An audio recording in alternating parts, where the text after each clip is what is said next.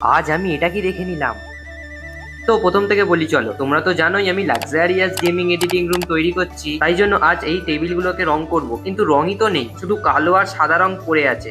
এটা মিশিয়ে ভাবলাম গ্রে কালার এসে যাবে। এই কাঠের টেবিলটাতে রং করে দেখলাম, দেখলাম ভালো লাগছে না, তাই ভাবলাম লোহার টেবিলটাতে রং করে দিই।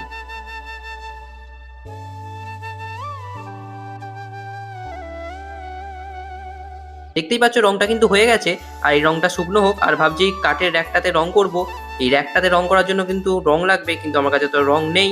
তাই ভাবছি এইটাতে ওয়াটার কালার করে দিই।